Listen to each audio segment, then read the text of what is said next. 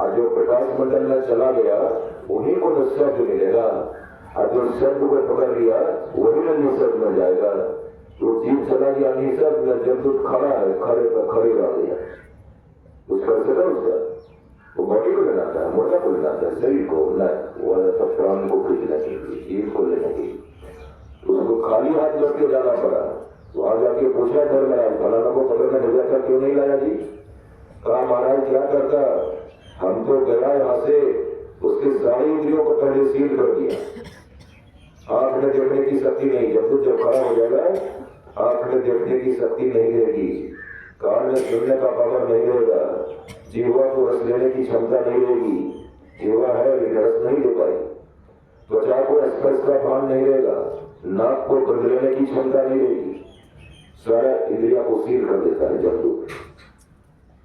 देखते हैं ना। दादा दादी माई बाप जो कोई मरसन व्यक्ति हो, शरीर छूटने वाला है, जब दूध खड़ा है उसको लेने के लिए तो पहले सारी इंद्रिया को सील कर दिया। अब पोता गया, पोती आई, मिठाई लेके फल लेके दादा को हाथ में दिया कि दादाजी ये फल है इसको खा लीजिए। तो दादाजी का त्वचा काम नहीं कर रहा है, हाथ को पता नहीं कि क्या है, काम ही नहीं करता, हाथ से गिर जाएगा। जबकि आंख भी खुली है लेकिन दिखाई नहीं पड़ती है, देखता नहीं दादा कि ये फल है इसको खाना चाहिए, मिठाई खाना चाहिए, नहीं, आंख भी काम नहीं करती है। मुंह के पास ले जाएगा कि कम से कम नाक से तो मिलेगा दादा की बढ़िया स्वाद है, मिठाई है, फल है, लेकिन दादा का आंख भी नाक भी नहीं काम कर रहा। अर्थ में मुंह में डाल देता है लोग, तो जीवा भी काम नहीं करती है, स्वाद नहीं लेने का पावर है, क्षमता नहीं है, अब वो क्या होगा, मुंह से गिर जाएगा। तो अंत में लोग क्या करते हैं, तुलसी जल दूध ये सब पिला के संतोष कर देते हैं। क्यों? इसलिए कि सारी इंद्रियां उस समय निष्क्रिय है, काम नहीं कर रही, हम काफी सील कर दिया कि बोलो होके प्राण निकल नहीं जाए, आराम से हमको पकड़ना है, सब इंद्रिया को सील कर दे। लेकिन वो प्राण जो भजन करने वाला प्राण है उसको कौन जाप लगा हुआ है, आदत मानस जाप का, मानस जाप का होता है मानस जाप और त्याग। अभी हम लोग बात में सुना है प्रथमस्तत्वाय सविताधियम् अग्नेर ज्योतिर्निचाय पृथिव्या अध्या भरत। जो भगवान ऋषा ने कहा कि हे संसार के लोगों, ये नहीं कहा कि गायों बैलों भैंसों हाथियों घोड़ों गधों काठों भूतों प्रेतों जीवाणुओं कीटाणुओं, ऐसा नहीं कहा।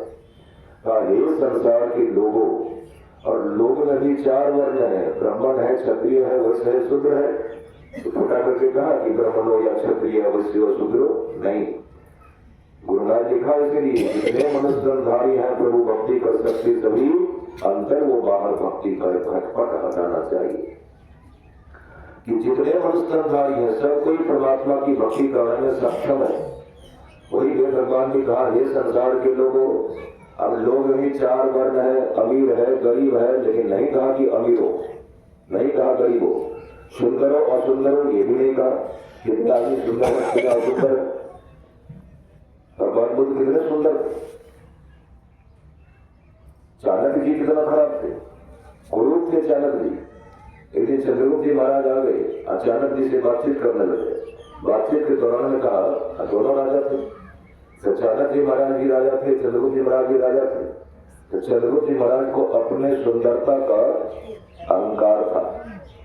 वो बातें बात में कहा कि चाणक्य जी महाराज, और चाणक्य जी महाराज बुद्धि बहुत उत्तम, और कहा आपकी बुद्धि का तो मैं दाद देता हूँ, लेकिन भला होता कि परमात्मा आपको रूप भी सुंदर दिया होता। समझ लिए चाणक्य जी महाराज को, इनको अपने रूप का अहंकार है, इसीलिए ऐसा ही कहा। कुछ ही देर के बाद इनको प्यास लग गई, चंद्रगुप्त जी महाराज को कहा महाराज पानी पिलवाइए। तो सेवक को बोला चलो वहां पर देखो, एक सोना वाला सुराही है, एक मिट्टी की सुराही है, दोनों में एक समय पानी भरो। भर दिया। कहा महाराज सामने देख रहे हैं ना 2 सुराही पड़ी हुई है, सोना वाली सुराही और मिट्टी वाली सुराही, कौन सुराही आपको पसंद है? कहा महाराज आप भी कमाल की बात करते हैं, आप देख रहे हैं ना कि हम राजा हैं, आप राजा हैं, तो मिट्टी के बर्तन में पानी पिए, सोना वाला सुराही का पानी बताइए। तुरंत सेवक सोना वाली सुराही से पानी निकाल के लाया और दिया पीने के, नहीं पिया गया, पूरा सुस्त था, गर्म था। क्योंकि सोना धातु है, उसको प्रकाश को खींचने की क्षमता है। वो प्रकाश को खींच करके पानी को गर्म कर दिया था, नहीं किया गया, कहा हटाइए, एक महीने जो पानी नहीं है, बहुत गर्म है। कहा तो आपको मिट्टी वाला बचा हुआ है, कहा उसी का नहीं। तो मिट्टी वाली सुराही का पानी लाया गया, राजा छक के पिया, खूब जी भर के पिया, बड़ा स्वाद से पिया और मुंह से बखान भी किया, ये मिट्टी वाला सुराही का पानी कितना सुंदर है। फिर चाणक्य जी महाराज पकड़ लिया, कहा सुनिए महाराज, आप तो अभी कहा था कि भगवान भला करता कि आपको रूप भी सुंदर देता, आपकी बुद्धि की तो मैं ताप देता हूँ, इज्जता की ताप देता हूँ, कहे थे ना। तो आप ये बताइए कि दोनों तो सुराही है, मिट्टी वाला सुराही का पानी आप छके क्यों किया? बताइए, क्योंकि वो देखने में सुंदर नहीं है, सोना वाला सुराही देखने में सुंदर। तो बताइए, सुंदरता का मोल है, ज्ञान का मोल है? नहीं, इसमें हम माफी मांग रहे। तो वास्तव में सच रहो, यहाँ पर वेद भगवान ये नहीं कहा कि सुंदर हो और सुंदर हो, नहीं कहा। सुंदर भी प्राप्त करेगा और सुंदर भी प्राप्त करेगा। पढ़ा लिखा या अनपढ़ ये भी नहीं कहा, दोनों परमात्मा को जानेगा। अंधा, लूला, लंगड़ा सब जानेगा परमात्मा को, क्योंकि परमात्मा को इंद्रियों के द्वारा जाना नहीं जाता, परमात्मा को आत्मा से जाना जाता है। इसीलिए कहा, हे लोगों, जगत प्रसन्न करता ईश्वर का तत्व ज्ञान जानना है तो सबसे पहले बुद्धि योग करो। यानी परमात्मा जगत प्रसन्न करता, माता लोग बच्चा का प्रसव करती है, यहाँ पर परमात्मा का नाम भी जगत प्रसव करता दिया। यानी संसार का प्रसव परमात्मा से हुआ है। ये संसार एक दिन नहीं थी सज्जनों, ना ये धरती थी, ना पानी था, न हवा थी, न आग थी, न आकाश था, ये सब नहीं था। परमात्मा में मौज हुई, जो वेद में मंत्र आया है, एको हम बहुस्य, मैं एक हो बहुत हो जाऊं। ऐसी जब परमात्मा में मौज हुई तो परमात्मा में कंप हुआ, और जहाँ कंप होगा वहाँ शब्द होना तय, क्योंकि कंप और शब्द सहचर माना गया है, साथ चलने वाला। जहाँ कंप वहाँ शब्द साथे रहता है। तो शब्द से प्रकाश निकला, अब प्रकाश से संसार की सृष्टि होगी। सिनेमा हॉल आप जाते होंगे, देखा होगा कि सामने एक उजला पर्दा लगा रहता है। अब वो पर्दा पर जब तक सामने से प्रकाश नहीं छोड़ा जाता है तब तक सीन नहीं बनता है, तब दृश्य नहीं बनता है, फोटो नहीं आता। और जब प्रकाश छोड़ा जाता है तब फोटो आता है। यानी सिद्ध है कि परमात्मा प्रकाश से संसार की सृष्टि की है। सृष्टि चक्र जब सारी की सारी रचना हो गई, सब कुछ की रचना, आकाश, सूर्य, चंद्रमा, तारे, ग्रह, नक्षत्र, उपग्रह, धरती, पानी, हवा, आग, सब कुछ बन गया, तब सारे जीवों को बना दिया। और सबसे पीछे मानव की रचना हुई है, और सबसे पीछे स्वयं परमात्मा मनुष्य रूप धारण करके संतों के रूप में आकर हम मानवों को परमात्मा प्राप्ति का ज्ञान बताया। इसीलिए परमात्मा को गुरु कहा गया है। गुरु माना होता है गुप्त, रूप माना प्रकट। ये जो संसार और प्रकट थी, इसे परमात्मा मौज में आके प्रकट किया, इसीलिए गुरु गुप्त को प्रकट करने वाला परमात्मा है। गुरु का अर्थ होता है अंधकार से प्रकाश में ले जाने वाला। गु माने अंधकार और रू माने प्रकाश। तो अंधकार से प्रकाश में जाने का भी ज्ञान स्वयं परमात्मा संतों के रूप में आकर हम संसार को दिया है। इसीलिए परमात्मा ही गुरु है। गुरु किसी का शरीर नहीं होता। हाँ, जिस शरीर में आत्मा का साक्षात्कार हो गया, परमात्मा का साक्षात्कार हो गया, तो वो गुरु हो गया। उनको परमात्मा लोग देखते हैं, इसलिए उनको भी लोग गुरु कहते हैं। गुरु नाम है ज्ञान का, शिष्य सीख ले सोई, ज्ञान बाजार जाने बिना गुरु और शिष्य न कोई। गुरु माने ज्ञान। तो परमात्मा से जाने ज्ञानी और कोई दुनिया में है, इसलिए परमात्मा ही वास्तव में गुरु है। अभी भी कितने लोग क्या कहेंगे, इस संतमत के गौर कर रहा कि तो गुरु को भगवान मानता है, भगवान को भगवान नहीं मानता है, रामकृष्ण को भगवान नहीं मानता है, गुरु को भगवान मानता है, कहते हैं। अब उसमें तुलसीदास जी महाराज के मतलब रहा थे या संतमत, ये हम लोग जहाँ से जुड़े थे लोग को नहीं मानते, लेकिन वो भी संत मते है, कभी लोग संत मते है। पहले सुना संतों का विचार ही संत मत है। तो जो संत हो गए उनका जो विचार है वही ना संत मत है। तो गोस्वामी तुलसीदास भी संत मते थे, लेकिन लोग मानते उनको सगुनिया भक्त। पर वो निर्गुण नहीं जानते थे। अरे सगुण निर्गुण के परे का ज्ञान उनको भी था। वो क्या कहा रामायण के शुरू में, बंदो गुरुपद पंज कृपा सिंधु नर रूप हरि, महामोह तम कुंज जासु वचन रवि कर निकर। कहा बंदो गुरुपद कंज कृपा सिंधु नर रूप हरि, मैं गुरु के चरण कमल की वंदना करता हूँ इसलिए कि वह नर रूप में हरि है, जितने वो आदमी है भगवान, है परमात्मा। तो संत मत के लोग कहते हैं तो कौन खराब हो गया, अब कबीर बाबा कहते हैं तो कौन खराब हो गया। अब कौन ने ही कहा बाबा भगवान सिद्धि वाली है, जाने सो संत अनंत समाना, संत और अनंत में कोई अंतर नहीं, दोनों समान है। कहा ना अब भगवान श्री कृष्ण क्या कहा, नारद साधु से अंतर नहीं, जीव नर साधु से अंतर माने ते नर नर के जानी नारद साधु से अंतर नहीं। ये नर साधु और भगवान में जो अंतर मानता है वो नरकगामी होता है, नरक का भागी हो जाता है। भगवान श्री राम कहा मोते संत अधिक कभी देखा, हमसे भी ज्यादा गया ऐसे अल्प बुद्धि वाले लोग कहते हैं कि संत मत में गुरु को भगवान मानता है, कह रहा गुरु को भगवान मानता है, मानना चाहिए, सबों ने माना है, सज्जनों माताओं माना हो। फिर भगवान कहा मानस योग करें, मानस योग, तो मानस योग करेंगे तब जब आप सत्संग करेंगे, सत्संग के द्वारा सच्चे गुरु का चयन होगा। जब चयनित हो जाएगा गुरु आपका कि हाँ ये गुरु ज्ञान लेने योग्य है, तब उनसे आप ज्ञान लेते हैं। एक नाम का जाप, उसी रूप का ध्यान, दृष्टियों नाम की क्रिया, सदाचार का मान। तो मानस जाप 3 प्रकार के जाप, वाचिक जाप, उपांशु जाप, मानस जाप। वाचिक जाप में मुंह के अंदर जीवा और होश के द्वारा बोला जाता है, अपना कान भी सुनता है, दूसरे के कान भी सुनते हैं, ये वाचिक जाप है, बोल बोल के बोलना। उपांशु जाप में जीवा और होश अंदर मुंह के अंदर हिलती है लेकिन बाहर आवाज नहीं जाती, यह उपांशु जाप, अंदर ही अंदर जपना, लेकिन जीवा होश हिल रही है, ये उपांशु जाप।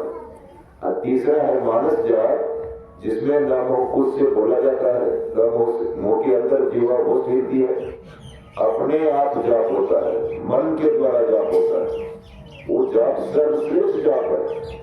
अभी आपको सुनाया था कि जब जमदूत आपको लेने आएगा तो उसने सारी इंद्रिया को सील कर देगा, तब उससे आपसे वाचिक जाप नहीं होगा, उपांशु जाप भी नहीं होगा सज्जनों, मात्र मानस जाप उससे आप जाप सकते हैं। तो जिनको अभी से ये ज्ञान है, जिनको ये अभी से अभ्यास है, वही ना वाचिक जाप हुआ, उपांशु जाप को छोड़ के मानस जाप करना शुरू करेंगे। नहीं, जो आदमी अंदर अंदर मन से जाप करता है तो उसको जमदूत रोक देगा नहीं, तब वो इंतजार करना शुरू करेगा। अब इसका जाप का लिंक कब छूटे हम पकड़ लेंगे, उसका जाप तो लिंक पकड़ लिया, मन से जाप हो रहा है, सारी इंद्रिया निष्क्रिय है, मन से जाप शुरू है, जाप करते करते रूप ध्यान हो गया, और रूप ध्यान होते होते दृष्टियों की क्रिया बन गई, दृष्टियों की क्रिया बन गई तो अंदर आप परमात्मा में चले गए। ऐसे प्रकाश मंडल में गए, प्रकाश में संत को प्राप्त किया, सार संत को पकड़ के निसर्ग मंडल में चले गए, जब तो खड़ा का खड़ा लौट के खाली हाथ चला गया। और जिन आदमी को यह मानस जाप जपने का ज्ञान नहीं है तब क्या हाल होगा, तब जब तो पकड़ लेगा, चिड़ा बना देगा, रस्ते में इतना मारेगा, इतना यातना देगा, परेशान हो जाएगा, और तब परेशान करके मारपीट कर करके तब मानवता योनि में भेजेगा, मनुष्य के नीचे वाले योनि है। अभी आप सुने थे ना, कह रहे थे ना कि मनुष्य जो भक्ति करता है वो या तो मुक्ति हो जाएगा, नहीं तो फिर से मनुष्य बनेगा, कभी आ गया तो वहां वैसे बच्चे बच जाना, अर्थात मानवता योनि से बच जाना। इतर योनिया मनुष्य के नीचे जितना योनि है सज्जनों, सुअर, कुकर, कीट, कीट, पतंग, गाय, भैंस, भेड़, बकरियां, हाथी, घोड़े, गधे, घास, पीठ, भूत, प्रेत, जीवाणु, कीटाणु, मच्छर, मछली, जोक, चाली, इन सबसे आप बच जाइएगा, फिर से भगवान मनुष्य में भेजेगा, क्योंकि भक्ति का पहले से अभ्यास कर चुका है, परमात्मा का दर्शन नहीं हुआ। चलिए कोई अर्जा की बात नहीं, फिर से भगवान को विवश होकर मनुष्य को देना पड़ेगा, इसलिए कि आपके अंदर भक्ति का बीज पड़ा हुआ है। और तब तक देता रहेगा जब तक आप परमात्मा को प्राप्त नहीं कर रहे। मरने के बाद बहुत दिन तक स्वर्ग का सुख और फिर से श्रीमान के कुल में या जोगी के कुल में आपका जन्म होगा। भगवान श्री कृष्ण अर्जुन को कहा, अर्जुन पूछा था कि प्रभु जैसे आकाश में मेघ लगते हैं, हवा का झोंका खाकर तितर बितर हो जाता है, क्या आपके भक्तों का भी ऐसा ही हाल होता है जिनको शरीर रहते परमात्मा का दर्शन नहीं हुआ, बीच में मृत्यु हो गई? कहा नहीं, बात हमारे भक्तों का ऐसे हाल नहीं होता है। मरने के बाद बहुत दिन तक स्वर्ग का सुख होगा। फिर श्रीमान के कुल में, श्रीमान माने श्रीमान होता है लक्ष्मी, वान, धनवान, अर्थात जिनके पास अपार धन है, उस परिवार में उनका जन्म होता है। या जोगी के कुल में उनका जन्म होगा। तो जोगी को कुल में थोड़ी रहता है, खाने पीने मतलब किसने किया। और फिर से जितना तक भक्ति किया था उसके आगे भक्ति करना शुरू करेगा। और जब तक परमात्मा दर्शन होगा नहीं तब तक मनुष्य भी खुट्टा में बंधा हुआ है। कितना पैदा हुआ, दोनों तरफ पैदा ही। लेकिन आदमी भक्ति का बीज लेना नहीं चाहता। गुरुराज से एक बार पूछा था, एक वकील साहब लखनऊ का था कि हुजूर भक्ति का बीज क्या है, जरा ये कहो। कहा भक्ति का बीज आप ले चुके हैं। कहा लिया होगा सही, लेकिन हमें पता नहीं है कि क्या होता है भक्ति का बीज, आप लोग नहीं जानते। कहा आपको दीक्षा दिया था कौन? कहा हुजूर आप ही दिए थे। कहा तो हम ही दीक्षा दिया था। तो सब सच्ची बताने के बाद आपको कुछ देर के लिए ध्यान करने किया था। कहा हाँ हुजूर, कुछ काल की आप आंख बंद करा के ध्यान कराए थे। कहा क्या क्या कराया था? कहा मानस ध्यान कराया था। उसके पहले जाप। कहा ख्याल है। उसके बाद ध्यान जब कराया था तो किसका ध्यान कराया था? गुरु जी कह रहे थे कि पहले गुरु का ध्यान करो, जाप के बाद गुरु का ध्यान होता है। गुरु का ध्यान कैसे किया था? है क्या? नहीं है क्या? आप पहले गुरु के चरण का ध्यान करना होगा, चरण नख। उसके बाद घुटना, जंघा, कमर, पेट, पीठ, छाती, गला। उसके बाद न चेहरा पर गए होंगे। कहा हो जो चेहरा का जो ध्यान जितना देर किए होंगे वही है भक्ति बीज। समझे ना? हम लोगों को चाहिए कि कुछ देर जाप करने के बाद वो ध्यान करना ऐसे ही करना होगा। और एक बात और कि हर एक दिन एक फिगर का ध्यान कीजिए। ये नहीं कि कभी कोरमा वाला रूप का ध्यान कर लिया, कभी चमत्कार वाला किया, कभी लाठी वाला कर लिया, कभी ध्यान वाला कर लिया। एक ही रूप का ध्यान सचिन कीजिएगा, फिर बदल नहीं। जिस रूप को आप पसंद करते हैं पुरुष का, उसी रूप का हर दिन ध्यान करना चाहिए। हर समय उसी का मात्र ध्यान करना चाहिए, दूसरे रूप का नहीं। तो ये भगवान कहा इसके लिए हम मानवों के लिए। लेकिन आज हम मानव कर रहे हैं ऐसा क्या? नहीं करते। गुरु धारण करते हैं, बिना गुरु का भक्ति कर रहे हैं। हर एक घर में देखिएगा, कुछ घर ऐसा होगा जिसमें गुरु दीक्षा लेके लोग भक्ति करते हैं, नहीं तो अधिकांश घर के लोग निगुणा बन के भगवान की भक्ति कर रहे हैं। मैं कल सुनाया था ना भगवान श्री राम की वाणी, बहुत शास्त्र कथा कंठारो मंथन प्रत्येक की अनेक सत्यम देश मारुते ज्योतिराम। इस दुनिया के लोगों, आप कितनों वेद पाठ, उपनिषद पाठ, धर्मपद, रामायण, महाभारत, सुखसागर पाठ कर लीजिए, लेकिन निगुणा है ना, तो आपकी भक्ति भगवान जरूर नहीं कर रहे। करना क्या चाहिए? गुरु धारण करके और अवेश्यम प्रयत्न मारुतियों को चिराग करो। अवेश्यों का होता है खोज करो प्रयत्नवान होकर। ये नहीं कि घर पर ध्यान कर दिया, कुछ नहीं गया तो छोड़ दिया। कितने आदमी को लाज लगता है कि बाबू का फोटो जो जानते हैं सत्संगी आना है तो जरूर भाई, तो कितने लोग फुटमती जाते तो छोड़ नहीं करते, लाज लगता है। एक आदमी बड़का परिवार का था, बड़ा परिवार, और वो अपना सिंहासन पर बैठा हुआ था, अपना जो बैठने का था उस पर बैठा हुआ था। और सामने से किसी का बेटा जा रहा था, जवान आदमी, और सत्संगी था। तो बड़का आदमी कहता है फलवा सिरे, हाँ कतल है कि सत्संग लगाया तो इतना हो सत्संगी बन गई है। देखिए उनका ख्याल क्या, पर वो एक दृष्टि से देखता है, उनको होता है कि हम घर का आदमी है, और सत्संगी को एक दृष्टि से देखा कि तो वो सत्संगी बन गई मैंने अब ऐना बार उसे बोलना। अरे ये मत सोचो कि हम बहुत बड़ा आदमी है, शादी अगली चली जाएगी। कल सुनाया था, धनानी भूमो पशुवस्य गोष्ठे नारी गिरद्वारी सखा श्मशाने देहस्थितायाम पर लोक मार्गे धर्मानों को बचती जीव एवं। धनानी भूमो, जितने धन आप एकत्र किया है ये आपका नहीं है, ये धरती का धन है। विचार के देख लीजिए, धरती से अन्न उगता है, अन्न उपजा करके बेच करके पैसा बनाते हैं, उसी से कपड़ा खरीदते हैं, उसी से गहना जेवर खरीदते हैं, उसी से माल मवेशी खरीदते हैं, उसी से आप गाड़ी मोटर खरीदते हैं, हेलीकॉप्टर खरीद लीजिए। कौन सी से खरीदा, कैसे खरीदा, ये कहां से निकला है? सब कुछ धरती से निकली। सोना चांदी हीरा मोती जवाहर भी धरती के खान से निकलता है और कहीं से आकाश से नहीं गिरता। इसलिए कहा धनानी भमो, कि पृथ्वी पर के धन परे रह जाएंगे, आप अकेले आए हैं, आपको अकेले चलना होगा। आज गए उनके साथ में, इंद्र बाबू के साथ में कोई गया? कोई नहीं गया। सारा देखिए बोरा का बोरा पट्टा रखा हुआ है। धनानी भमो यही पर रहेगी, आप अकेले आए अकेले जाएंगे। नारी गिरद्वारी, आपकी पत्नी भी आपके साथ नहीं जाएगी। गया है, इसे पहले सती प्रथा चलता था। जो कोई पति मरता था ना, तो पत्नी को जिंदे चिता पर गोद में लेकर पति को लटकाया जाता था, तब उसमें आग फूक दिया जाता था, जल जाती सती प्रथा। राजा राम मोहन राय पड़ा। अभी देखते हैं कि ब्राह्मण की भी कोई ऐसी लड़की है जिसका पति मर गया तो वो भी दूसरी शादी कर लेती है। ये प्रथा को तोड़ दिया। तो सती प्रथा था पहले, लेकिन कोई जाना भी नहीं चाहती तो भी जबरदस्ती चला दिया जाता था। मन से नहीं जाना चाहती थी, मन से मरना नहीं चाहती थी पति के साथ, जबरदस्ती जलाया जाता था। इसलिए उस प्रथा को रोका गया। इसलिए कहा नारी गिरद्वारी, आपकी पत्नी भी घरे के दरवाजे पर रोक लग के पड़ी रह जाएगी, साथ में नहीं जाएगी।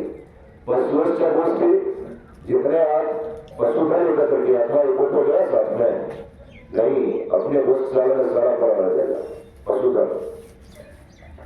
सखा श्मशाने, सखा मन होता है बंधु बांधव अरिजन परिजन कुटुंबीजन, ये सारे के सारे कहां तक ले जाएंगे आपको? श्मशान घाट तक, उसके आगे कोई नहीं। तब बचा कि आपका शरीर का देहस्थितायाम, ये शरीर भी चिता पर चल के खाक हो जाएगा, राख में परिवर्तित हो जाएगा। चाहे राजा का शरीर का राख हो या रंग के शरीर का राख हो, डेड बॉडी जो मुर्दा होता है ना, उसको राख बनाया जाता है। अभी हमारे सहरसा में नगर निगम बना है और 1.5 करोड़ लागत से शवदाह गृह बनने जा रहा है सरकार की तरफ से। शवदाह मतलब मुर्दा को जलाने वाला घर। तो कितना खर्चा सरकार बना रही है? कहाँ ले गए शरीर को? चिता पर चल के क्या हो गया? राख में आप परिवर्तित हो गए सज्जनों।